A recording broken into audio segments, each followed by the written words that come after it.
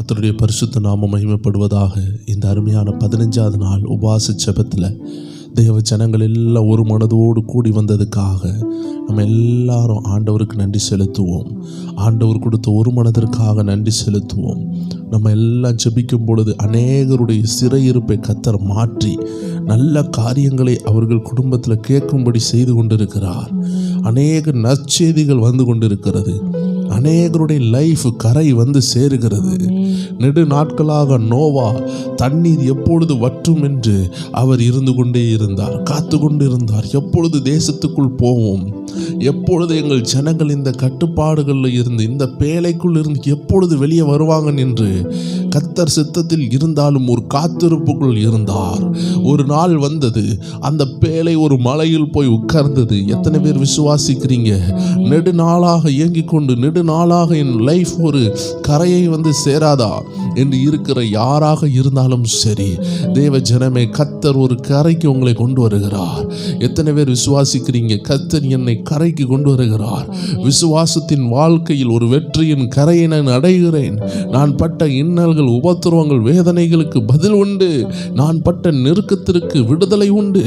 நான் எதை விதைத்தேனோ அதை அறுக்கப் போகிறேன். நான் வேதனைகளும் பாடுகளையும் சகித்திருந்து கர்த்தருக்காக உண்மையாக இருந்திருந்து சிலது எனக்கு வராமல் இருக்கும் என்றால் கர்த்தர் இந்த நாட்களில் உங்களை கரை ஒதுங்க பண்ணுகிறார். இதை கேட்டுக்கொண்டிருக்கிற யாராக இருந்தாலும் சரி, தீர்க்க தரிசனமாக ஆண்டவர் உங்களை பார்த்து பேசுகிற விஷயம், உங்கள் வாழ்க்கையில் விடுதலை வந்து கொண்டு இருக்கு. நீங்கள் விரும்புகிறீர்களோ இல்லையோ, கர்த்தருக்காக உண்மையாக நின்ன யாராக இருந்தாலும் சரி, ஏதோ ஒரு விஷயத்தை ஏசப்பாவுக்காக செய்திருந்தாலும் அதனுடைய கூலி அவர் மறப்பதில்லை. மொர்தெகாயினுடைய நன்மைகளை ஒரு ராஜா மறந்திருந்தார், ஆனால் அந்த பரலோக ராஜா மறக்கவில்லை. ஏற்ற நேரத்தில் அந்த ராஜாவுடைய தூக்கத்தை கலைத்தார். பரலோக ராஜா மறப்பதில்லை. மொர்தெகாய் தேவனுக்காக நின்றதை ஊர் மறந்திருக்கலாம், அந்த உலகம் மறந்திருக்கலாம், ஆனால் கர்த்தர் மறக்கவில்லை. கர்த்தர் அவனை ராஜ பதவியில் தூக்கி வைத்தார். இதை கேட்டுக்கொண்டிருக்கிற யாராக இருந்தாலும் சரி, என்றைக்கும் கர்த்தர் மறப்பார் என்று நினைக்காதீர்கள். கர்த்தர் உங்கள் கரத்தை பிடித்து தூக்குவார். ஜலத்தில் மூழ்கிறவர்களை கர்த்தர் பிடித்து தூக்குவார். அவருடைய வலது கரம் உங்களை ரட்சிக்கும். இதை கேட்டுக்கொண்டிருக்கிற யாராக இருந்தாலும் எல்லாரும் சேர்ந்து ஆண்டவரை துதிங்கள். உங்களுடைய கட்டுகள் உடைய போகிறது. உங்களுக்கு ஒரு விடுதலை வருகிறது. பவுலும் சீலாவும் கட்டுகளோடு அந்த சிறைச்சாலைகளுக்குள்ள இருந்தாங்க. அவர்கள் செய்தது ஒன்னே ஒண்ணுதான், ஆண்டவரை நோக்கி பார்த்தார்கள். கர்த்தர் வல்லமையா இறங்கி வந்தார், அந்த எல்லா கட்டுகளையும் உடைத்தெறிந்தார். இதில் இருக்கிற யாராக இருந்தாலும் சரி, உங்களை எப்பேற்பட்ட சங்கிலி கட்டி வைத்தாலும் நீங்கள் பவுலும் சீலாவும் செய்ததை மட்டும் செய்யுங்கள். அவர்கள் நடுராத்திரியில் ஜெபித்தார்கள், துதித்தார்கள். நீங்கள் நடுராத்திரி மட்டுமல்ல தேவ ஜனமே, உபத்திரவத்தின் எந்த டைம்லையும் ஜெபியுங்கள், துதியுங்கள். பரலோகம் இறங்கும். பரலோகம் இறங்குறதை பார்ப்பீர்கள். எல்லாரும் இருக்கிற இடத்துல அப்படியே ஆண்டவர் நோக்கி பாருங்க. ஆண்டவர் சொல்லுகிறார், நான் சொன்னால் அதை செய்வேன். துதிக்கிற மத்தியில் இறங்கி வருவேன் சொன்னார். அதே போல பவுல் துதித்த பொழுது, சீலாவும் துதித்த பொழுது சிறை ஆட தொடங்கினது. எத்தனை பேர் விசுவாசிக்கிறீங்க? இன்னைக்கு நாம் துதிக்கும் பொழுது, ஜெபிக்கும் பொழுது சிறைச்சாலை அசையும். போராட்டங்கள் அசையும். எத்தனை பேர் விசுவாசிக்கிறீங்க தேவ ஜனமே? போராட்டம் அசைகிறது, இருள் அசைகிறது, உங்களுக்கு விரோதமான வல்லமைகள் அசைகிறது, விடுதலை உங்களை தேடி வருகிறது. வசனம் சொல்லுகிறது, அவர்கள் கூடி இருந்த இடம் அசைந்தது, அவர்கள் ஜெபித்த இடம் அசைந்தது. இன்னைக்கு நீங்கள் துதிக்கிற இடம் அசையும், நீங்கள் ஜெபிக்கிற இடம் அசையும்.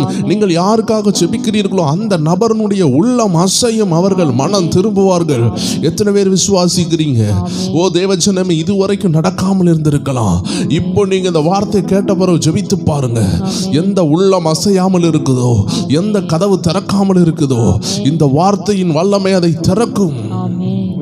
அப்படியே ஆண்டு சமூகத்தில் சோத்திரத்தோடு விண்ணப்பங்களோடு காத்திருக்கிற தேவச்சனம் உள்ளத்தின் ஆழத்திலிருந்து நம்ம துதிக்க போகிறோம். எல்லாரும் அப்படியே கண்களை மூடி ஆண்டவரை நோக்கி பார்த்து சொல்லுவோமா? ஆணையிட்டபடி எல்லாம் செய்து முடிப்பீர், உம் வாக்குத்தத்தங்கள் எல்லாம் நிறைவேற்றுவீர்.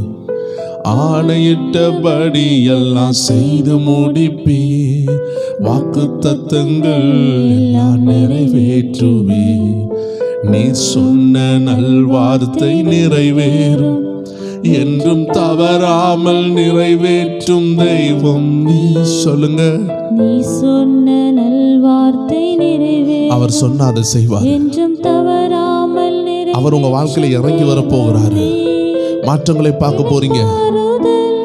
என்னை சுற்றிலும் இளைப்பாறுதல், என் எல்லை எங்கிலும் இளைப்பாறுதல். ஓ, என்னை சுற்றிலும் இளைப்பாறுதல், என் எல்லை எங்கிலும் இளைப்பாறுதல், என் எல்லை எங்கிலும். சொல்லுங்க, இளைப்பாறுதல் உங்களை சுற்றிலும், உங்க எல்லை எங்கிலும்.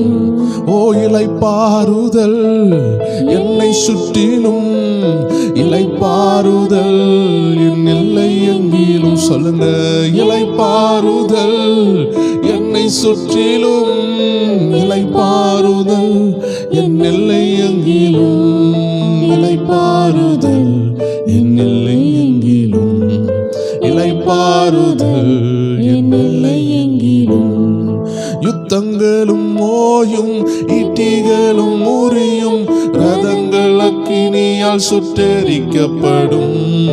ஏசேக்கு முடியும், சித்துனாவும் முடியும், ரெகோபோத் எனக்காக துவங்கப்படும். சொல்லுங்க, யுத்தங்களும் ஓயும், ஈட்டிகளும் முறியும், அக்கினியால் சுட்டெரிக்கப்படும்.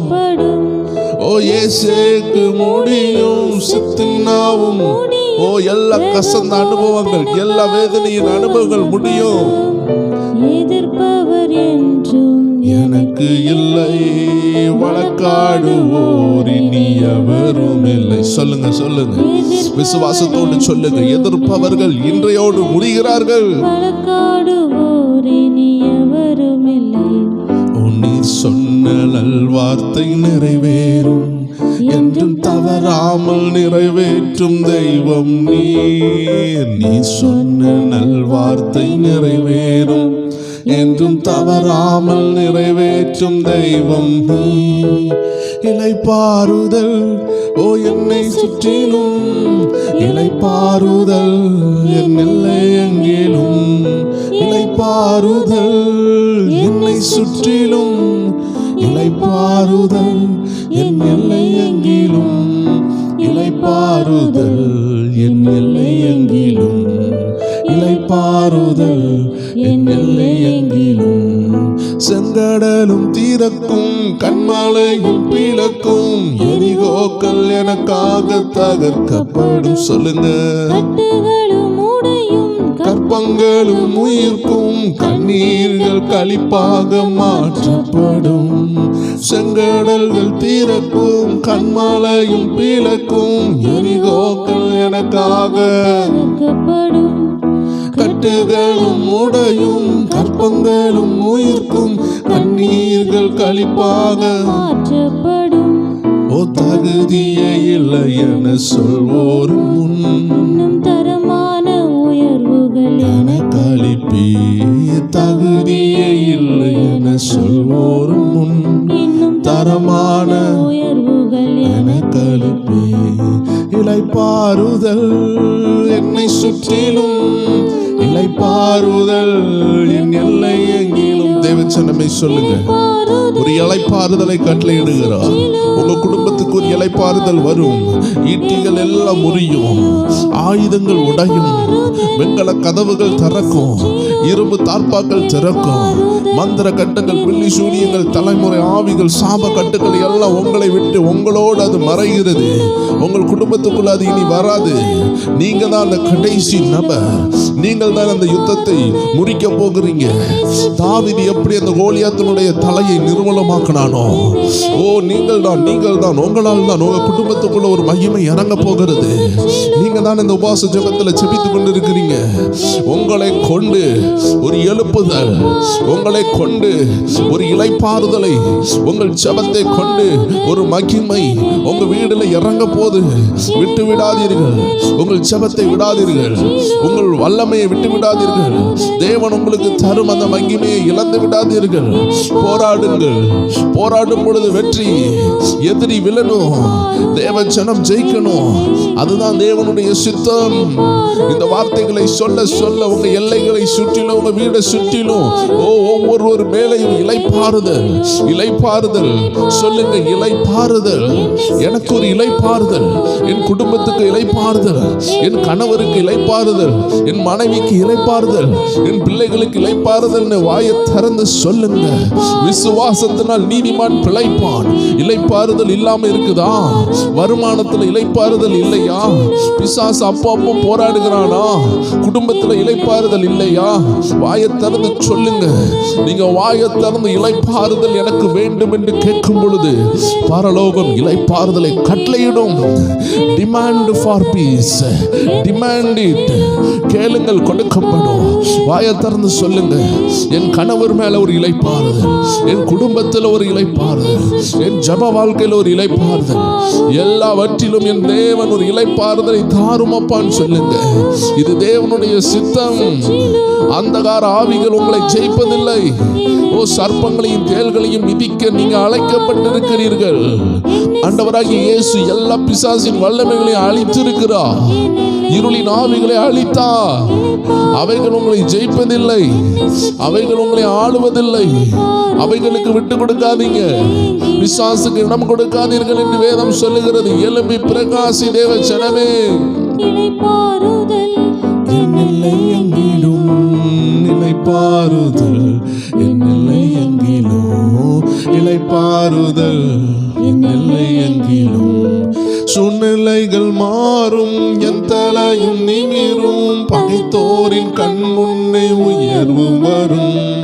சிறைச்சாலை திறக்கும், சீர்வாழ்வும் பிறக்கும், நான் செய்வதெல்லாம் வாய்க்கப்படும். சொல்லுங்க, எல்லா சூழ்நிலையும் மாறும், என் தலையும் நிமிரும், பகைத்தோரின் கண் முன்னே உயர்வு வரும், சிறைச்சாலை திறக்கும்.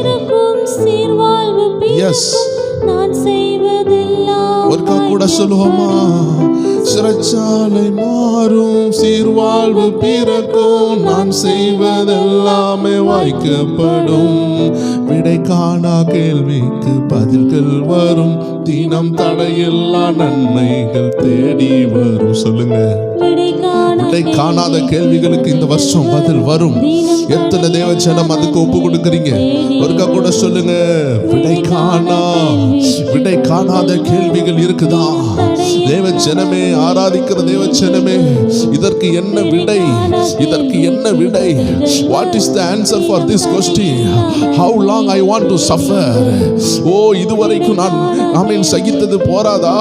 இதற்கு மேலே நான் பாடு சகிக்கணுமா என்று கண்ணீரோடு இருக்கிற தேவ பிள்ளையை உங்களை பார்த்து ஆண்டு சொல்லுகிறார். விடை காணாத கேள்விகளுக்கு பதில் வருகிறது. The answer is coming.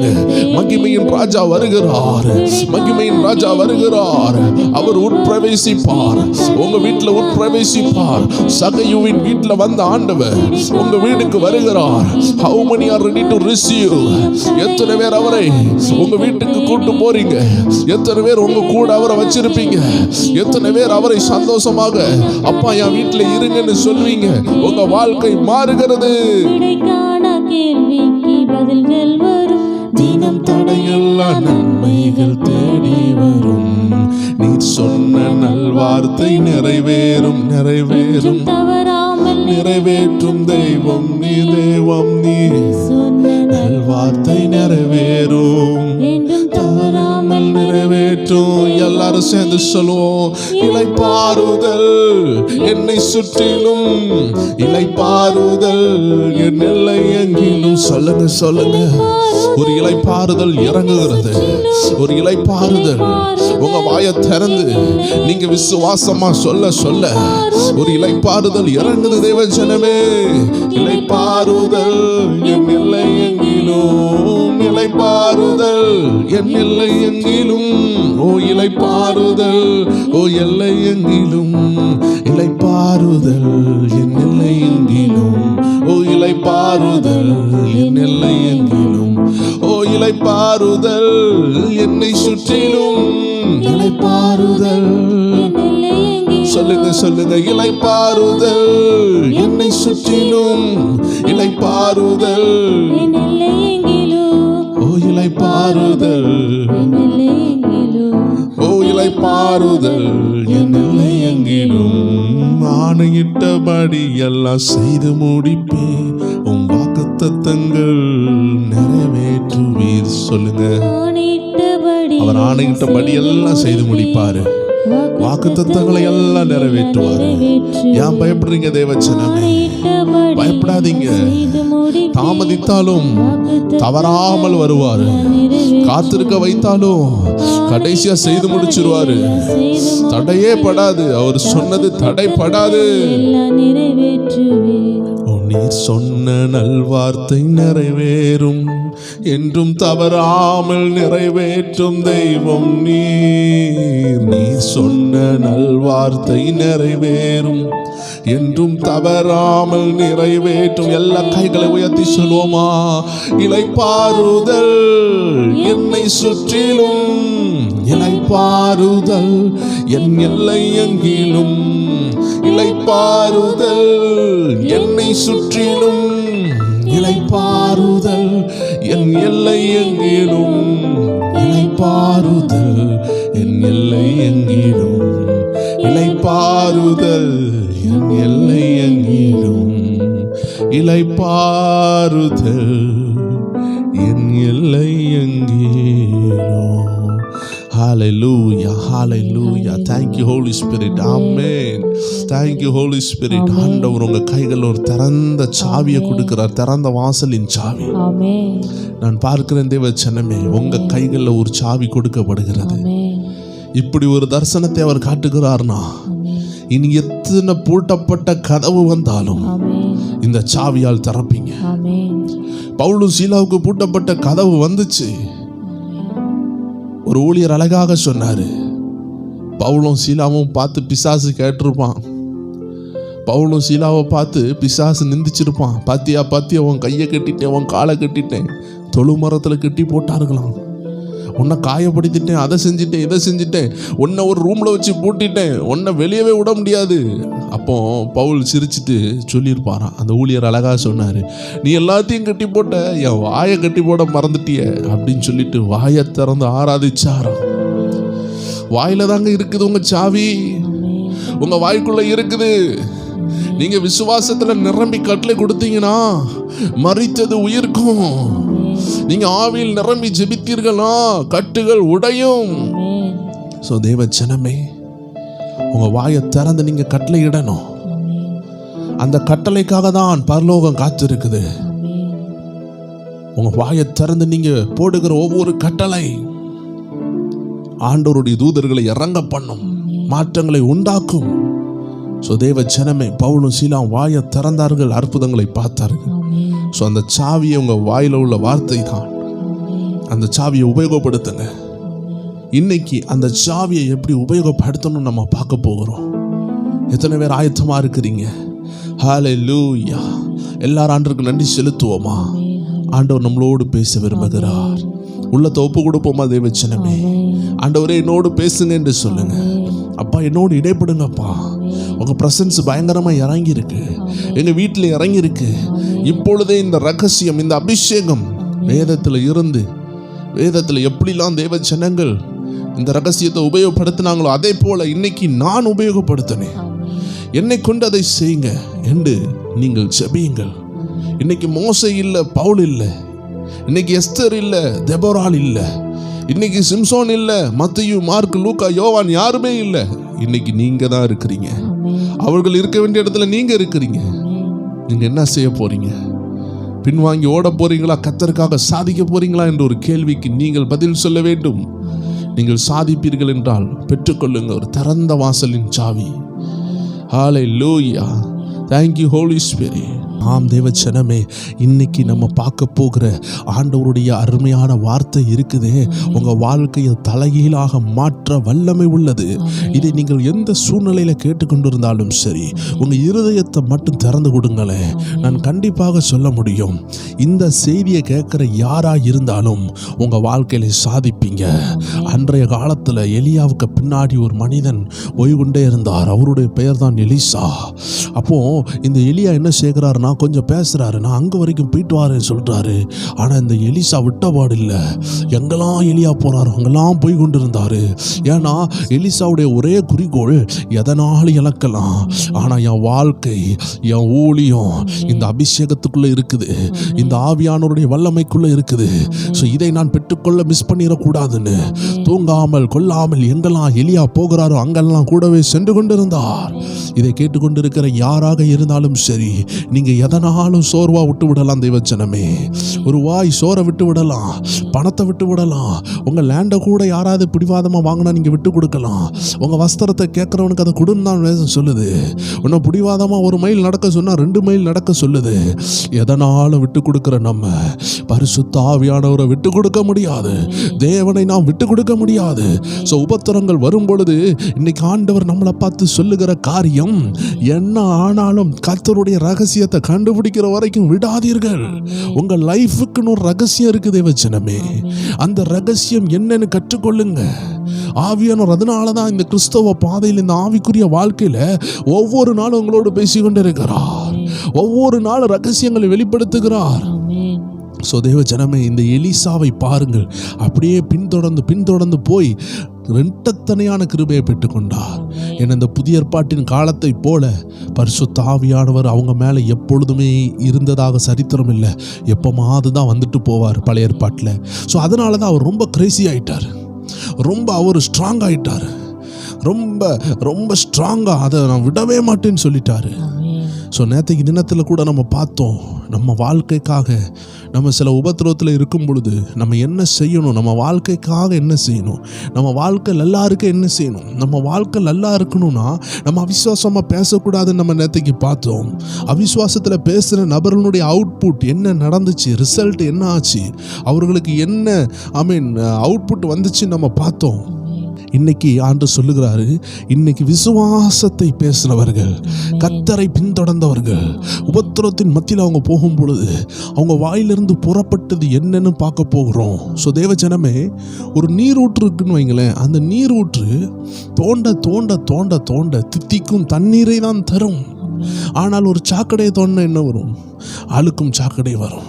So தேவஜனமே, இன்னைக்கு நம்ம இருதயத்தில் இருந்து நல்லது வரணும்னா வேத வசனத்தை நம்ம ஆல்ரெடி விதைச்சி வைக்கணும்.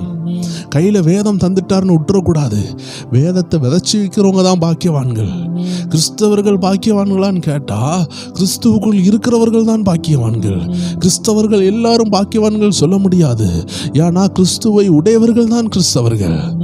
கிறிஸ்டியன்னு பேர் வச்சு கிறிஸ்துவை உடையவர்கள் இல்லை, கிறிஸ்துவுக்குள் மரிக்கிறவர்கள்னு பைபிளில் போட்டிருக்கு. கிறிஸ்துவுக்குள்னு இருக்குதுன்னா நீங்கள் கர்த்தருடைய வார்த்தைக்குள், அந்த வார்த்தை உங்களுக்குள், நீங்கள் அந்த வார்த்தையை உள்ளே ஏற்றுக்கொண்டு அதன்படி வாழ முடியும். ஸோ தேவஜனமே, அதை குறித்து தான் இன்னைக்கு நம்ம விளக்கமாக நம்ம பார்க்க போகிறோம். தேவஜனங்களே, இது முக்கியமான ஒரு செய்தி. நீங்கள் இதை கேட்டு பயனடைய அன்போடு கேட்டுக்கொள்கிறேன்.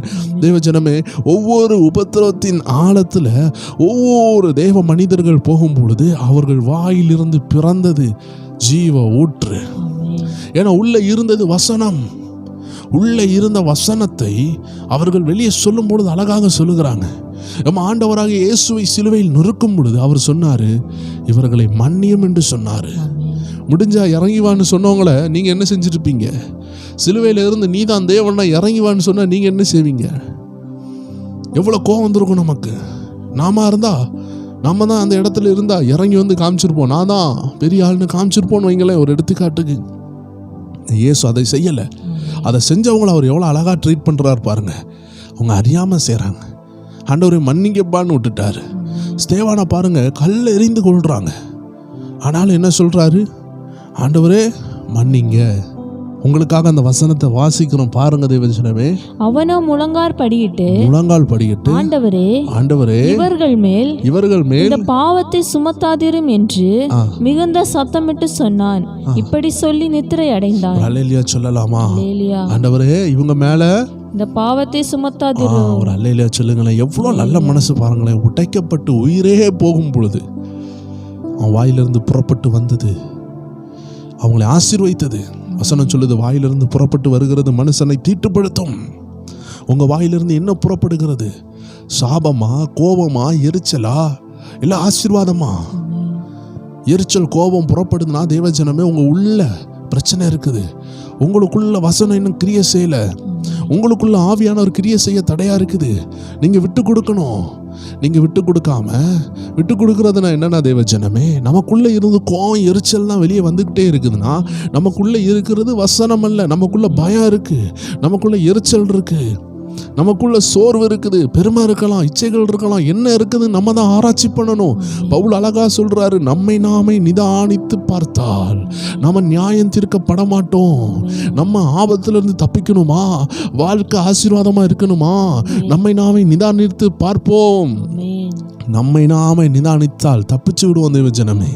இன்னைக்கு நம்ம நாமே நிதானிக்காததுனால தான் அநேக உபத்திரவங்கள், வீணான பிரச்சனைகள், குடும்பத்தில் போராட்டங்கள், வீண் சண்டைகள். காரணம் என்ன? நம்மை நாமே நிதானித்து பார்க்கிறதுல நாம் தவறி இருக்கிறோம். ஸோ தேவஜனமே, இந்த டெஸ்ட்லலாம் பிள்ளைகள் டெஸ்ட் எழுதி முடித்த பிறகு திரும்பி ஒரு ரிவைஸ் பண்ணுவாங்க, எல்லா பேப்பர்ஸையும் ஃபர்ஸ்ட்லேருந்து பார்ப்பாங்க. ஏன்னா வேகமாக பரீட்சை எழுதும் பொழுது பிள்ளைகள் சில மிஸ்டேக் விட்டுருப்பாங்க, அண்டர்லைன் பண்ணாமல் இருப்பாங்க, நம்பர்ஸை மாற்றி எழுதியிருப்பாங்க, சிலப்போ தெரிஞ்ச ஆன்சர்ஸ் எழுதியிருப்பாங்க, அதில் எத்தனாவது கொஸ்டின் எழுதாமல் மார்க் பண்ணாமல் விட்டுருப்பாங்க, எல்லாமே எழுதியிருப்பாங்க, ரோல் நம்பரை மறந்துருப்பாங்க. ஸோ யோசித்து பாருங்களேன், எல்லாமே எழுதி ரோல் நம்பரை மறந்தால் என்ன ஆகும்? அந்த நபர் யாருன்னே தெரியாது. அதில் இன்னொரு ரோல் நம்பரை போட்டு அது அடுத்த ஆளுடைய மதிப்பெண் உள்ள மார்க் ஷீட்டாக மாறிவிடும், ஆன்சர் ஷீட்டாக மாறிவிடும். ஸோ தேவஜனமே, நம்ம பதட்டத்தில் ஏதாவது தவறு இருக்குமா என்று நம்மளை நாமே ஆராய்ந்து பார்க்கணும். அதுக்கு நல்ல டைம் தான் இந்த உபாச நாள். இந்த உபாச ஜபத்தில் ஆண்டவரே, கடந்த நாட்களில் நான் யார்கிட்டையாவது வேதனையை உண்டாக்கி, யாரையாவது நான் புண்படுத்தி, யாருடைய மனதையாவது நான் உடைச்சிருக்கிறேனாப்பா, ஆண்டவரே என்னை இன்னும் மன்னிக்காமல் என்னை சபிக்கிறது யாராவது இருக்கிறாங்களா? நான் நன்மை செய்து என்ன சபித்தால் பிரச்சனை இல்லை, என்னால் காயத்தை பெற்று என்னால் காயம் உண்டாகி அவர்கள் என்னை சபிக்கிறாங்கன்னா அந்த வார்த்தை பலிக்கும். வசனம் சொல்லுது, காரணத்தோடு போட்ட சாபம் பலிச்சிருமா, காரணம் இல்லாமல் போட்டால் பிரச்சனை இல்லை. ஸோ தேவஜனமே, அப்படி காரணத்தோடு போட்டிருக்கிறாங்கன்னா நீங்கள் ஆண்டு சமூகத்தில் அழுது மன்னிப்பு கேட்கணும். சரி, இன்னைக்கு நம்ம ஆண்டு நம்மளை பார்த்து சொல்லுகிற விஷயம் என்னவென்றால், நம்ம இருதயத்தின் நிறைவினால் வாய் பேசும்.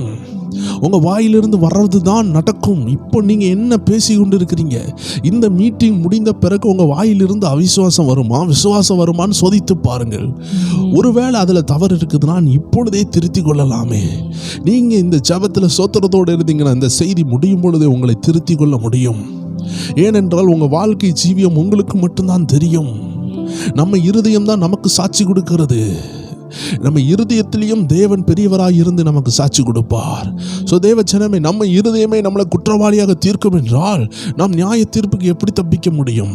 ஸோ அதனால் நம்ம இருதயத்திட்ட ஒரு விஷயத்தை கேட்டு பாருங்கள், ஜெபத்தில் கேட்டு பாருங்கள், நீங்கள் எப்படி பேசுகிறீங்க? ஆண்டவர் சில உபத்திரவங்களை அனுமதிக்கும் பொழுது நீங்கள் எப்படி பேசுகிறீங்க? விசுவாசமாவா அவிசுவாசமாவா? இன்னைக்கு சில நபர்களை நாம் பார்க்க போகிறோம். அவர்கள் எத்தனை அருமையாக பேசினார்கள். உபத்திரவத்தின் ஆழத்தில் இருக்கும் பொழுது அவர்கள் எதெல்லாம் பேசினார்கள் அதெல்லாம் நம்ம கவனித்து பார்த்தாலே நமக்கு நல்ல ஒரு பலனா இருக்கும், அது நமக்கு பிரயோஜனமாக இருக்கும். அப்படி சில நபர்களை நாம் பார்க்க போகிறோம். வேகமாக பார்க்கலாம். தானியேல் 3ஆம் அதிகாரம் 17-18 பார்க்கலாம். நாங்கள் ஆராதிக்கிற எங்கள் தேவன் எங்களை தப்ப வைக்க வல்லவராய் இருக்கிறார். அவர் எரிகிற அக்கினி சூளைக்கும் ராஜாவாகிய உம்முடைய கைக்கும் நீங்களாக்கி விடுவிப்பார். ஒரு அல்லேலூயா சொல்லலாமா? சாத்ராக், மேஷாக், ஆபேத்நேகோ என்று சொல்லப்பட்ட வாலிபர்கள் உபத்திரவத்தின் ஆழத்தில் நிற்கும் பொழுது, உதவி செய்ய யாரும் இல்லாமல் நிற்கும் பொழுது அவர்கள் சொன்ன வார்த்தை என்ன தெரியுமா? நாங்கள் ஆராதிக்கிற எங்கள் தேவன் எங்களை தப்புவிக்க வல்லவராய் இருக்கிறார். அதுதான், நாங்கள் ஆராதிக்கிற எங்கள் தெய்வன் எங்களை தப்புவிக்க வல்லவராய் இருக்கிறார். அல்லேலூயா சொல்லலாமா? உபத்திரவத்தில் அவங்க சொன்ன வார்த்தை தேவஜனமே, இது நமக்கு ஒன்று விஷயம் இருக்கும். என் ஆண்டவர் என்னை காப்பாற்ற வல்லமை உள்ளவர். உபத்திரத்தில் நின்று கொண்டு இருக்கிறாங்க. அக்கினி ஜூலை முன்னாடி நிக்குது. இப்ப தூக்கி போட்டா மரணம் தான். அந்த இடத்துல சொல்றாங்க, எங்க ஆண்டவர் எங்களை காப்பாத்தினாலும் காப்பாத்தாட்டியும் அவர் தான் தெய்வம். தேவஜனமே, ஆண்டவர் நன்மை செய்தால் மட்டுமல்ல தீமையும் செய்யட்டும். நம்ம ஆண்டவர் தீமை ஒரு நாள் செய்ய மாட்டார். பட் ஒருவேளை நான் இந்த தீமையில மாட்டி நான் கரியோட்டையாக மாறினாலும், இந்த அக்னிக்குள்ள தூக்கி போட்டு என் ஆண்டவர் என்னை விடுதலையாக வரவில்லை என்றாலும் எனக்கு தெரியும் ஆண்டவர் தான் தெய்வன். அதுல இருந்து சாத்ராக் மேஷாக் என்ன தெரியுமா சொல்றாங்க, நான் நினைச்ச உடனே என் அற்புதத்தை என் ஆண்டவர் செய்யணும்னு நான் எதிர்பார்க்கறது கரெக்டு கிடையாது. ஆண்டவரே அற்புதம் செய்யுங்கன்னு கேட்கறது தப்பு கிடையாது. ஆனா இப்போ செய்யுங்கன்னு நம்ம கர்த்தருக்கு கட்டளை போட முடியாதல்லவா? அவர் ஒரு நோக்கத்தோடு நம்மளை நடத்துகிறார். அவர் இன்ஜினியர்களுக்கெல்லாம் இன்ஜினியர்ஸ் பிளான் பண்ணி கட்டுற வீடே எவ்வளோ அழகா இருக்கு. ஆட்டோமொபைல் இன்ஜினியர்ஸ் இருக்காங்க, கார்ஸை வடிவமைக்கிற இன்ஜினியர்ஸ் இருக்காங்க, பெரிய பெரிய படகுகளையும் பெரிய பெரிய போட்டுகளையும் 5 ஸ்டார் போட்ஸ் 7 ஸ்டார் போட்ஸ் எல்லாம் கட்டுகிற பெரிய பெரிய இன்ஜினியர்ஸ் இருக்கிறாங்க. அவங்க செய்கிற மொபைல்ஸ், லேப்டாப்பு, பயங்கரமான காரியங்களை பார்க்கும் பொழுது கவர்ச்சிகரமாக இருக்குது, எவ்வளோ அருமையாக இருக்குது. இவர்களை எல்லாம் படைச்சது இந்த உலகத்தில் உள்ள இன்ஜினியர்ஸ் தான், ஐடியா கொடுத்த பிளானிங் பண்ண ஆட்கள் தான். இவர்களிலும் பெரிய பிளானர் ஒருத்தர் இருக்கிறாரு, இவர்களுக்கெல்லாம் இன்ஜினியர்ஸ் ஒருத்தர் இருக்கிறாரு. அப்படிப்பட்ட ஆண்டவர் அவர் வீடுகளை பிளான் பண்றது கிடையாது, அவர் படகுகளை பிளான் பண்றது கிடையாது, அவர் மனிதர்களுடைய வாழ்க்கையை பிளான் பண்ணி வணைகிறார். ஸோ தேவஜனமே, அவர் ஒரு பிளான் பண்ணி உங்கள் லைஃப்பை பில்டு பண்ணி கொண்டிருக்கும் பொழுது நீங்கள் அவர்கிட்ட போயிட்டு இதை இப்படி செய்யுங்க நீங்கள் இன்ஸ்ட்ரக்ட் பண்ண முடியாது. அவர் இன்ஸ்ட்ரக்ஷனுக்கு நம்ம கீழ்ப்படியுமே தவிர அவர்கிட்ட போயிட்டு இப்படி செய்யுங்கன்னு நம்ம இன்ஸ்ட்ரக்ட் பண்ண முடியாது. ஆனால் கேட்கலாம், ஆண்டவரே உங்க சித்தமானால் எனக்கு உதவி செய்யும். சிலுவையில் கூட ஆண்டவர் கேட்கிறாரு, அந்த சிலுவை பாடுகளை சகிக்கிறதுக்கு முன்னாடி கெத்செமனே தோட்டத்தில், ஆண்டவரே இது உங்க சித்தமானால் நிறைவேறட்டும், உங்க சித்தம் இல்லைன்னா என்னை காப்பாத்திருங்கன்னு கேட்கிறாரு. ஆண்டவரே கேட்டார், ஆண்டவருடைய சித்தம் இல்லைன்னா எனக்கு எதுக்கு, சித்தம்னா நான் தாங்கிக்கிறேன், இந்த ஜெபத்தை யாருனாலும் பண்ணலாம், ஆனா இதை நான் செய்ய மாட்டேன் அப்படின்னு சொல்றது ஆண்டவருடைய பிளான்ல அவுட் ஆஃப் பாயிண்ட் ஆயிரும்.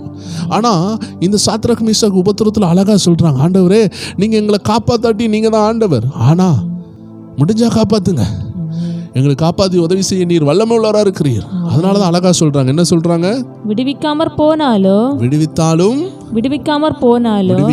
போனாலும் நாங்கள் உம்முடைய தேவர்களுக்கு உங்கள் தேவர்களுக்கு ஆராதனை செய்வதும் இல்லை, நீர் நிறுத்தின பொற்சிலையை பணிந்து கொள்வதும் இல்லை என்றது ராஜாவாகி உமக்கு தெரிந்திருக்க கடவது என்றார். எத்தனை பேர் விசுவாசிக்கிறீங்க? உபத்திரவத்தின் ஆழத்துல ஆண்டவரை விட்டு கொடுக்க கூடாதுன்னு இதன் மூலமாக நம்ம கண்டுபிடிக்கிறோம். யார் என்னவும் சொல்லட்டும், எல்லாரும் வந்து சொல்லுவாங்க, உன்னை அழிக்கிறதுக்கு தான் ஆண்டவர் இங்க கொண்டு வந்தார், நீ இயேசுவை நம்பி கெட்டு போயிட்டேன்னு சொல்லும் பொழுது நீங்க ஸ்ட்ராங்கா சொல்லணும், என் தேவன் என்ன நடத்துவாருங்க, ஆண்டவர் நடத்துவாரு, 4 பேர் முன்னாடி வெக்கப்பட விட மாட்டார். என்னுடைய ஆரம்ப நாட்கள்ல ஆண்டவர் இப்படி நடத்துவார்னு எனக்கு தெரியாது. எங்க அம்மா அப்பாவுக்கு நிறைய தெரியும், ஆனா எனக்கு தெரியாது. ஆனா ஒரு குறிப்பிட்ட டைம்ல ஆண்டவர் என்னை நடத்துகிறதை என் கண்களால் பார்க்க ஆரம்பித்தேன். அப்பதான் நான் உணர்ந்தேன், என் ஆண்டவர் ஒரு நாளும் கைவிட மாட்டார். ஆபத்துல வருவாருங்க, 99% அவர் ஆளை காணாது, எங்கடா போயிட்டாருன்னு யோசிப்போம். அந்த கடைசி நொடியில வந்து ஃப்ராக்ஷன் ஆஃப் டைம்ல வந்து அந்த கன்க்ளூஷன் டைம்ல வந்து காப்பாற்றுவார் பாருங்க. எப்போ மனுஷன் முடியாதுன்னு சொல்லி ஃபுல் ஸ்டாப் வைக்கிறானோ அப்போ கர்த்தர் தொடங்குவார். எத்தனை பேர் விசுவாசிக்கிறீங்க? என் வாழ்க்கை முடிஞ்சிட்டுன்னு ஃபுல் ஸ்டாப் வைக்கும் பொழுது ஆண்டவர் கேபிட்டல் லெட்டர் போட்டு உங்களை தொடங்கி வெளியே கொண்டு வருவார். இதுதான் நம்ம ஆண்டவர். எத்தனை பேர் விசுவாசிக்கிறீங்க? உபத்திரத்தின் சூளையில் போய் வெளியே வந்தவர்கள் உண்டா? சிங்க கபியில் போய் வெளியே வந்தவர்கள் இதுல உண்டா? செங்கடலை கடந்தவர்கள் உண்டா? இன்னைக்கு அநேகர் செங்கடலுக்கு முன்னாடி நிக்கிறாங்க, அநேகர் எரிகோவுக்கு முன்னாடி நிக்கிறாங்க, அநேகர் கோலியாத்துக்கு முன்னாடி நிக்கிறாங்க. ஆனா தாவீதை பாருங்க, கோலியாத்தை வீழ்த்திட்டு வெளியே வந்தார். இஸ்ரவேல் ஜனங்கள் செங்கடலை தாண்டினார்கள், சாத்ராக் மேஷாக் அக்னி ஜுவாலையை தாண்டினார்கள், தானியேல் சிங்க குகையை தாண்டினார், இயேசு சிலுவை பாட ஜெயித்தார். இன்னைக்கு ஆண்டவர் உங்களை பார்த்து கேட்கிறார், நீங்க முன்னாடியே சோர்ந்து போகணும்னு விரும்புறீங்களா, இல்ல தாண்டி வந்து சாதிக்க விரும்புகிறீங்களா? தோத்து போக விரும்புறீங்களா, சாதிக்க விரும்புறீங்களா? உங்க கையில தான் இருக்கு. நீங்க ஜெயிக்கணும்னு நினைச்சீங்கன்னா பிரஸ் ஃபார்வர்ட், முன்னாடி போங்க.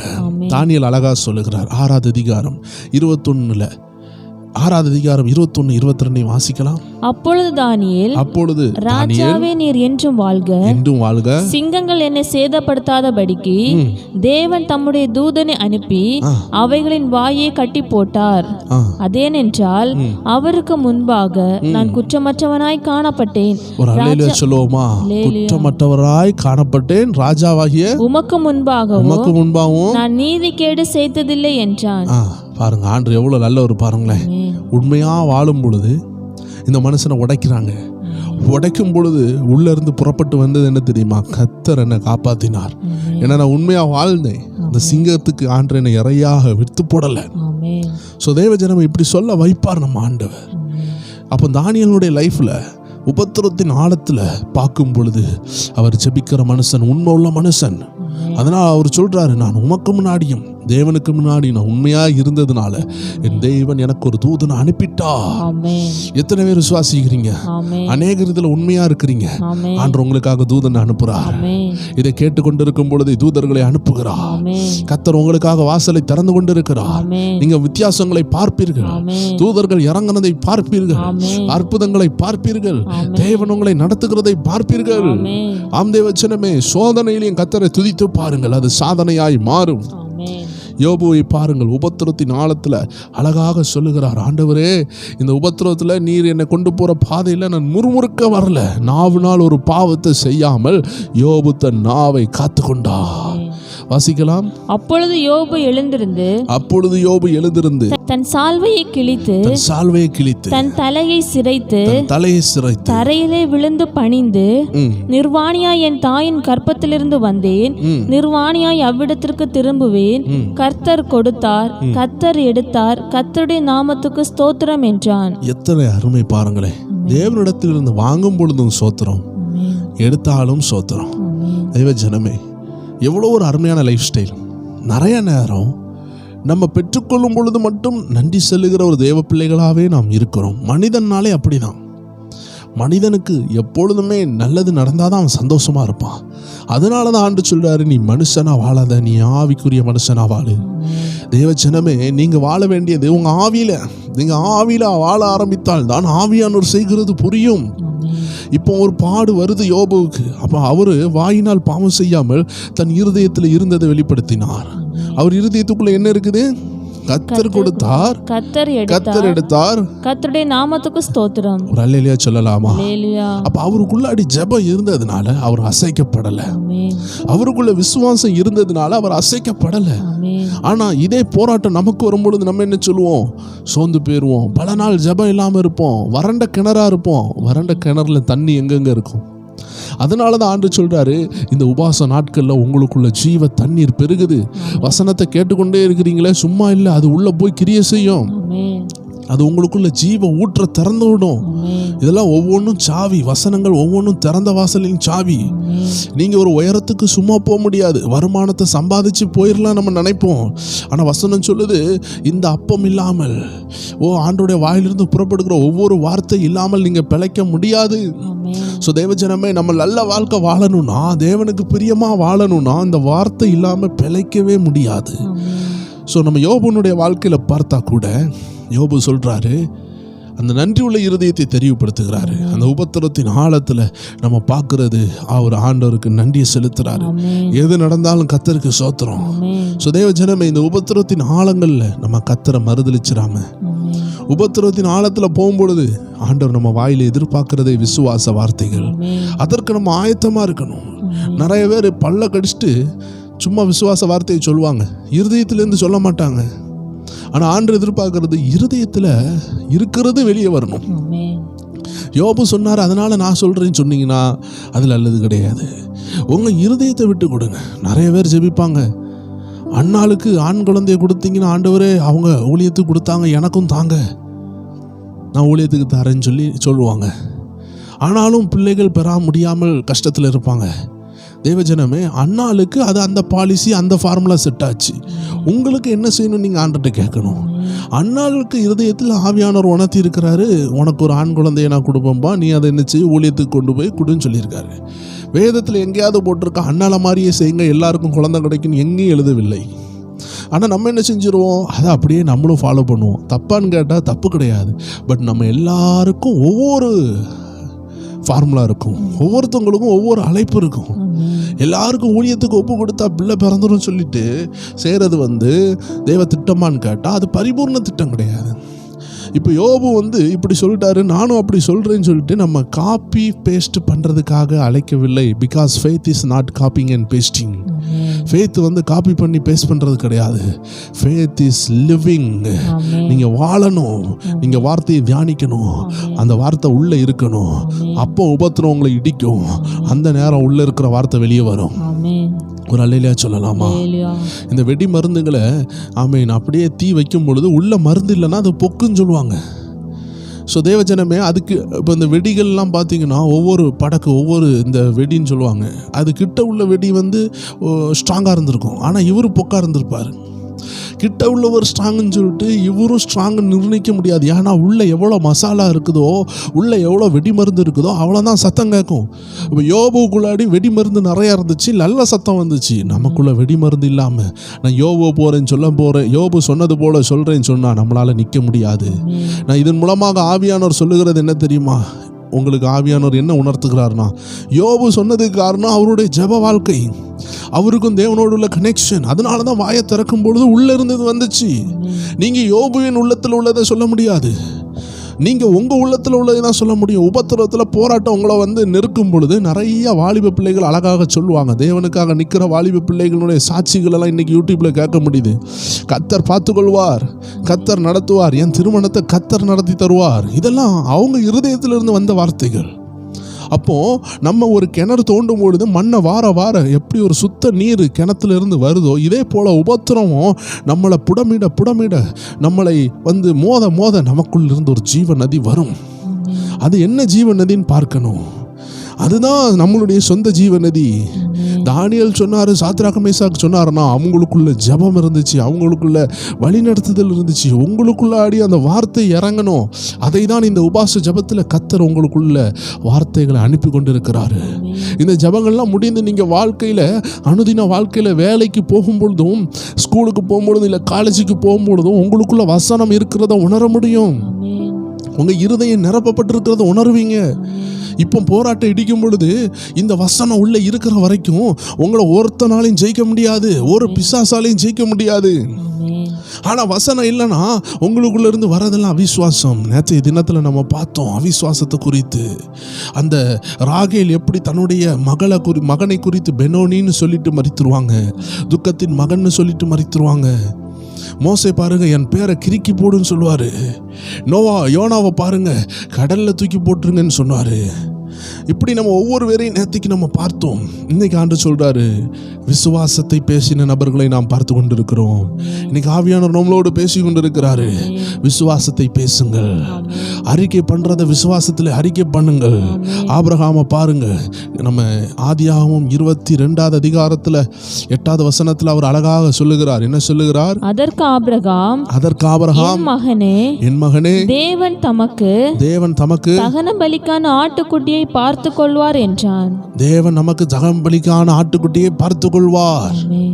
அப்போ மகன் கேட்கிறான், அப்பா ஆட்டுக்குட்டி எங்க?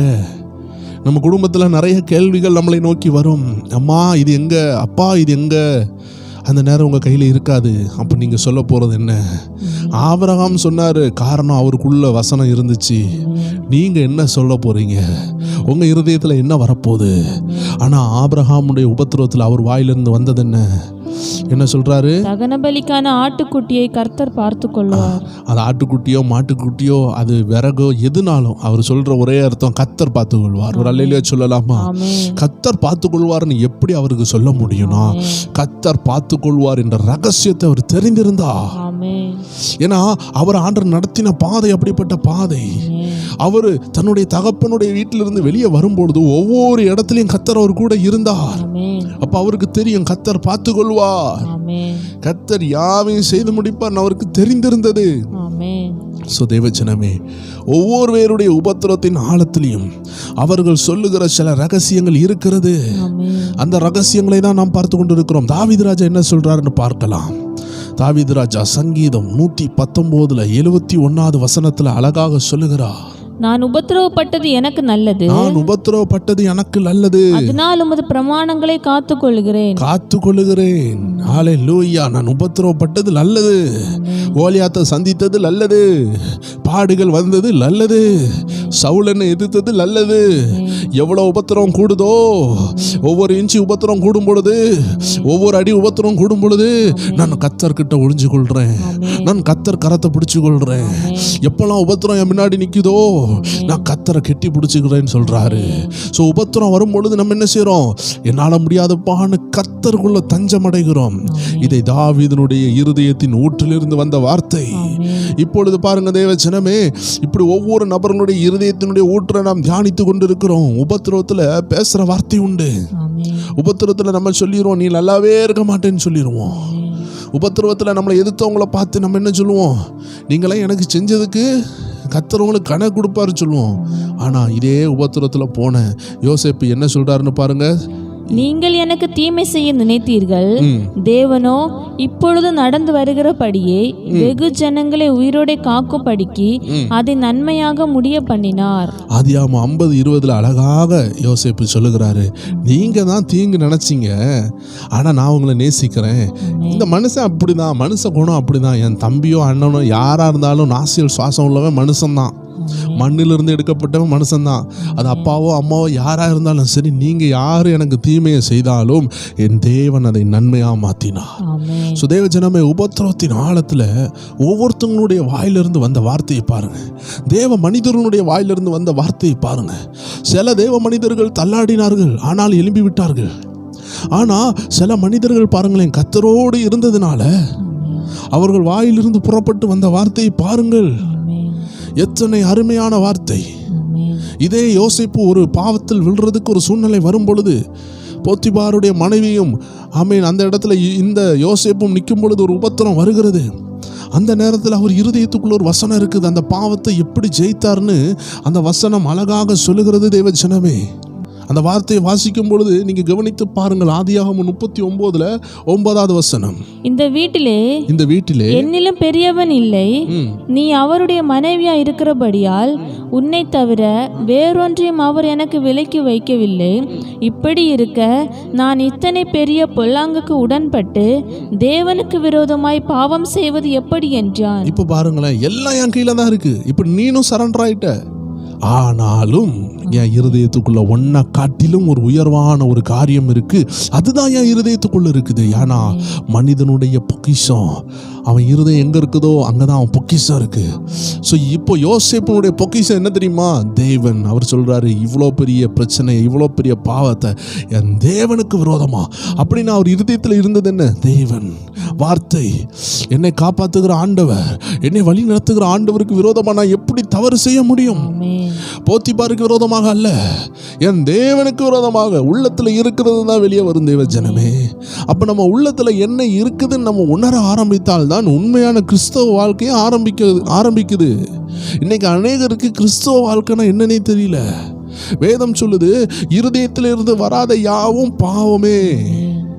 ரோமருக்கு எழுதின நிருபத்தில் 14வது அதிகாரத்தில் கடைசி வசனமாகிய 23 கடைசி வரி எப்படி சொல்லுகிறதுன்னு பாருங்க.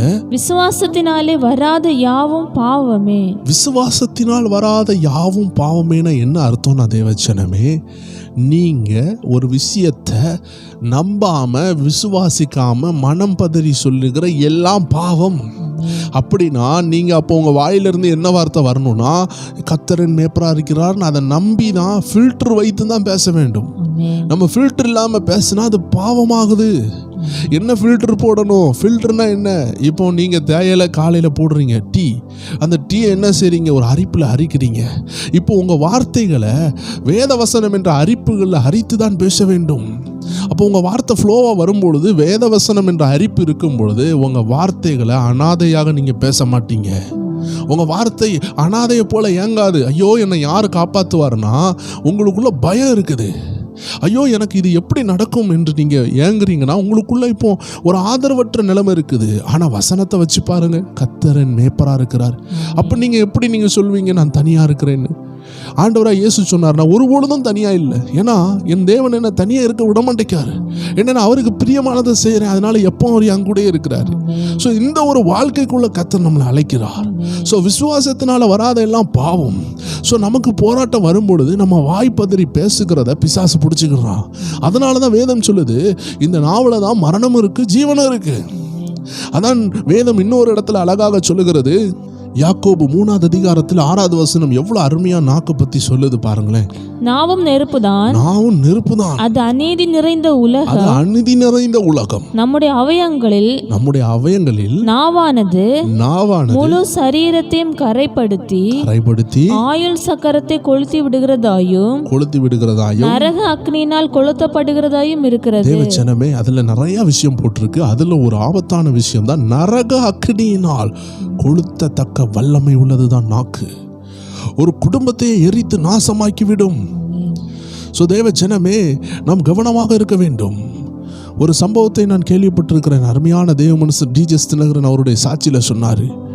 ஒரு வெகுளியான ஒரு மனுஷன் இருந்தானா. அவன் என்ன செஞ்சானா, 2 கிராமத்துக்கும் மாறி மாறி சண்டை இழுத்து விட்டானா.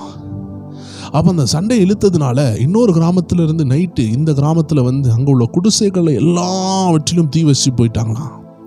இவன் சொன்ன ஒரு பொய்யினால ஒரு ஊரே தீ எறிந்து எல்லா ஜனங்களும் நடு ரோட்டில் வெளியே ஓடி வராங்க. நிறைய பேர் உயிரிழந்தாங்க. ஒரு பொய் ஒரு ஊரையை பற்றி எறிய பண்ணினது. சுதேவ ஜனமே, நம்ம வாயிலிருந்து வருகிற வார்த்தை கவனமாக இல்லை என்றால் அது இந்த உலகத்திலே ஆபத்தாக மாறிவிடும். அது மக்களை எரித்து நொறுக்கும். நாவு ஒரு அக்கினிதான், நாவு ஒரு அம்பு. ஆம் தேவ ஜனமே, இந்த நாவை கவனமாக ஆள கர்த்தர் நம்மளை அழைக்கிறார். இந்த நாட்களில் தேவ ஜனமே, ஆண்டவர் பேசின ஒவ்வொரு வார்த்தைகளும் யோசித்து பாருங்கள். யோசேப்பு அழகாக சொல்லுகிறார், தன் குடும்பத்தார் அவருக்கு விரோதமாக எழும்பின பொழுதிலும் அவர் சொல்லுகிறார், தேவன் இதை அனுமதிச்சார். இன்னைக்கு நம்மளை நேசிக்கிறவங்க நம்மளை பகைச்சா கூட நம்ம சொல்ல வேண்டியது, தேவன் இதை அனுமதிக்கிறார். தேவன் என்ன இந்த பாதையில் நடத்தினார். அந்த உபத்திரத்தில் கடந்து செல்லும் பொழுது அண்ணன் தம்பிகளை தூக்கி குழியில போட்டாங்க. ஆனாலும் தேவன் அதை நடத்தினார்னு உணர்ந்து கொண்டார். இப்போ ரூத்து உபத்திரத்தில் போகும் பொழுது அவங்க மாமியிட்ட சொல்ற ஒரு வார்த்தையை வாசிங்களேன். அதற்கு ரூத், நான் உம்மை பின்பற்றாமல் உம்மை விட்டு திரும்பி போவதை குறித்து என்னோட பேச வேண்டாம். நீர் போகும் இடத்திற்கு நானும் வருவேன், நீர் தங்கும் இடத்திலே நானும் தங்குவேன். உம்முடைய ஜனம் என்னுடைய ஜனம், உம்முடைய தேவன் என்னுடைய தேவன். நீர் மரணம் அடையும் இடத்தில் நானும் மரணம் அடைந்து அங்கே அடக்கம் பண்ணப்படுவேன். மரணமே அல்லாமல் வேறொன்றும் உம்மை விட்டு என்னை பிரித்தால் கர்த்தர் அதற்கு சரியாகவும் அதற்கு அதிகமாகவும் எனக்கு செய்ய கடவர் என்றாள். தேவ ஜனமே, கணவர் இறந்த நேரத்தில் ஒரு மகளுடைய வார்த்தை, அந்த மனைவியினுடைய வார்த்தை, அதாவது இன்னொரு சகோதரி இருக்கிறாங்க, அவங்க என்ன செய்றாங்க, அவங்க வாழ்க்கையை பார்த்துட்டு போயிட்டாங்க. ஆனால் இந்த அருமையான ஸ்திரியை பாருங்கள், ரூத்தை. அதனால தான் இன்னைக்கு ரூத்துன்னு ஒரு புஸ்தகமே வந்திருக்கு பைபிளில். அவங்க எப்படி இடம் பெற்றாங்க? அவங்க உபத்திரவத்தில் அவங்க வாயிலிருந்து வந்த வார்த்தை. ஆனால் அந்த சகோதரி, அவங்க கூட இருந்த இன்னொரு சகோதரி, அவங்க பேர் ஏன் இன்னைக்கு சாதனையாக வரல? ஏன்னா அவங்க வாயிலிருந்து வந்தது கசந்த வார்த்தை கூட இல்லை, ஆனால் தெய்வீக வார்த்தை வரவில்லை, அதனால் போய்விட்டாங்க. ஆனால் எங்கள் தெய்வீக வார்த்தை, விசுவாச வார்த்தை, இருதயத்தை கவருகிற வார்த்தை, தேவனை திருப்புகிற வார்த்தை, தேவன் திரும்பி பார்க்கிற வார்த்தை உபத்திரவத்தில் வாயிலிருந்து வருது. எல்லா மாமியிட்டையும் ஏதாவது குறைவு இருக்க தான் செய்யும். ஆனாலும் இந்த ரூத்துக்கு வந்து ஒரு கேரிங் கேரக்டர், கவனிக்கிற கேரக்டர். தன் தாயாக இருந்தால் எப்படி இருப்பாங்க? வயசாகும் பொழுது எல்லா தாயார்களுக்கும் ஒரு சின்ன பிரச்சனை வரதான் செய்யும். அவங்க வார்த்தைகள் கொஞ்சம் முள்ளு மாதிரி தான் இருக்கும். அதனால் என் தாயை நான் எப்படி கவனிப்பேனோ அதே போல் என் மாமியை கவனிக்கணும்னு சொல்லி அவங்க கணவருக்காக அவங்க நின்னாங்க. அவங்க கணவருக்காக நின்று அந்த அன்பை அவங்க நிறைவேற்றினாங்க. அவங்க இருதயத்துக்குள்ளே இருந்தது ஒரு உண்மை. இனி நான் உலகத்தில் போய் என்ன போட்டு வாழ, என் கணவரே என்னை விட்டு போயிட்டார், இனி நான் வாழ்ந்தா என் கணவர் இல்லை, இந்த மாமிக்காக நான் நிற்கணும்னு சொல்லி ஒரு நல்ல இருதயம். ஏன்னா இப்போ அந்த தாய்க்கு யாருமே இல்லை, விதவியாக போயிடக்கூடாது, ரொம்ப அனாதையாக போயிடக்கூடாது. கடைசி காலத்தில் அவங்க கூட நிற்கணும்னு சொல்லிட்டு அவங்க சொன்ன ஒவ்வொரு தங்க மொழிகளை தான் நம்ம பார்க்குறோம். ஒருக்கா கூட வாசிக்கலாம். அதற்கு ரூத், நான் உம்மை பின்பற்றாமல் உம்மை விட்டு திரும்பி போவதை குறித்து என்னோட பேச வேண்டாம். அழகா சொல்றாங்க, அதை பத்தி பற்றி பேசாதீங்க. எதனாலும் பேசுங்க, அதை மட்டும் பேசாதீங்க. என்ன ஆனாலும் நீங்கள் என்ன கன்வின்ஸ் பண்ணவே முடியாது. நீங்கள் அதனால் அதை பற்றி பேசி பிரயோஜனம் கிடையாது. நீங்கள் என்ன மனசை மாற வைக்கலாம்னு நினைக்காதீங்க. என்ன ஆனாலும் எத்தனை உபத்திரவத்துலையும் நான் தீர்மானம் எடுத்திருக்கிறேன், என் மனசுக்குள்ளே இருக்கிறது உங்கள் கூட தான் இருக்க போகிறேன், அதை பற்றி மட்டும் பேசாதீங்கன்னு தெளிவாக சொல்லிட்டாங்க. ஏன்னா அவங்க மனசுக்குள்ளே இப்போ உபத்திரவத்தில் என்ன இருக்குது? உதவி செய்யணும், கூட நிற்கணும், ஆண்டவருக்காக நிற்கணும், இந்த தாயார் கூட நிற்கணும், ஒரு நல்ல மனசு ஆண்டவர் கொடுத்தார். அடுத்தது சொல்றாங்க, நீர் போகும் இடத்திற்கு நானும் வருவேன். பாருங்களேன், இத்தனை துயரம் வந்த பிறகும், இத்தனை நிந்தை வந்த பிறகும், கணவர் இறந்த பிறகும் அந்த மாமி மேல ஒரு வெறுப்பு இல்லாம அவர் சொல்றாங்க, நீங்க போற இடத்துக்கு நான் வருவேன். அடுத்தது, நீர் தங்கும் இடத்திலே நானும் தங்குவேன். ஏன்னா இனி போற இடத்துல வீடு இருக்கான்னு தெரியாது. அது ரோடா இருந்தாலும் என்ன, தெருவா இருந்தாலும், நீங்க எங்க தங்கினாலும் நான் தங்குவேன். அப்படின்னா என்ன அர்த்தம்? நீங்க என்ன சாப்பிட்டாலும் சாப்பிடுவேன், நீங்க சாப்பிடலன்னா சாப்பிடாம இருப்பேன், உங்க வியாதியில உங்க கூட இருப்பேன், உங்க கஷ்டத்துல உங்க கூட இருப்பேன், எல்லா நிந்தனையிலும் உங்க கூட நான் இருக்க போகிறேன்னு கணவருக்கு கொடுக்குற ப்ராமிஸை மாமிக்கு கொடுக்குறாங்க. வாசிங்க அடுத்தது, உம்முடைய ஜனம் என்னுடைய ஜனம். எவ்வளவு அருமையா சொல்றாங்க பாருங்க. இனி நீங்க போற இடம் அது என்னுடைய ஊரு. நான் இனி எல்லாத்தையும் நினைச்சிட்டு, என் பழச நான் நினைச்சிட்டு என் அம்மா ஊருக்கு போய் நான் இருக்கலாம், ஆனா அங்க நான் போற மாதிரி கிடையாது. ஏன்னா என் மனசுக்குள்ள ஒரு தீர்மானம் இருக்குது. என் மனசுக்குள்ள சென்டிமெண்ட் இல்ல, என் மனசுக்குள்ள ஃபீலிங்ஸ்லாம் இல்லை, என் மனசுக்குள்ள திட்டம் இருக்கு, எனக்குள்ள தரிசனம் இருக்கு, எனக்குள்ள விசுவாசம் இருக்கு, எனக்குள்ள தேவனுடைய நடத்துதல் இருக்கு. நான் அதுக்கு தான் இம்பார்ட்டன்ட் கொடுப்பேன்னு சொல்லி அழகா சொல்றாங்க. நீங்க இனி போற இடத்துல உள்ள ஜனம் என்னுடைய ஜனம்னு சொல்லும் பொழுது ஆண்டவர் பார்வையை தொட ஆரம்பிக்கிறாங்க. ஏன்னா அவங்க சொன்ன ஜனம் ஆண்டவருக்கு பிரியமான ஜனம். ஏன்னா அந்த ஜனம் யாருக்கு சொந்தமான ஜனம்னு சொல்லும் பொழுது தன்னாலே அந்த ஜனத்தினுடைய தேவனும் அவங்களுக்கு சொந்தம் ஆயிடுவாங்க. அதை தான் அவங்க அடுத்த வரியில சொல்றாங்க. வாசிக்கலாம், உம்முடைய தேவன் என்னுடைய தேவன். ஏன்னா இஸ்ரவேல் ஜனம் என் ஜனம்னு சொன்ன பிறகு அந்த இஸ்ரவேலின் தேவன் என் தேவன் சொல்ல எவ்வளவு நேரம் ஆகும், அதையும் சொன்னாங்க. இப்போ ஆண்டுடைய பார்வையை திருப்பினாங்க. தேவ ஜனமே, அவங்க வாயிலிருந்து புறப்பட்டு வந்ததை பாருங்கள். அவங்க வாயிலிருந்து புறப்பட்டு வந்தது சும்மா வரவில்லை, யாரு சொல்லியும் வரவில்லை, அது சொந்தமாக இருதயத்தில் தேர்ந்தெடுத்த தீர்மானம். ஸோ நம்ம தீர்மானம் இன்னைக்கு எப்படி இருக்கு? உபத்திரம் வரும் பொழுது நம்ம வாயில விசுவாசம் வருதா இல்லை அவிசுவாசம் வருதா? அவிசுவாசம் வருதுன்னா தேவச்சனமே, உங்க ஜப வாழ்க்கை அடிபட்டிருக்கு, தேவனோடு உள்ள உறவு அடிபட்டிருக்கு, உங்க மனசாட்சியில பலவீனம் ஆயிருக்கு. நீங்க அதை சீர்திருத்தாம நீ ஓடவே முடியாது. அப்படி ஓடுனீங்கன்னா குற்றுயிரான மனசாட்சியோடு மனசாட்சியே இல்லாம ஓட ஆரம்பிச்சிருவீங்க. அப்ப நீங்க தேவனுக்கு விரோதமா பாவம் செய்ய ஆரம்பிப்பீங்க.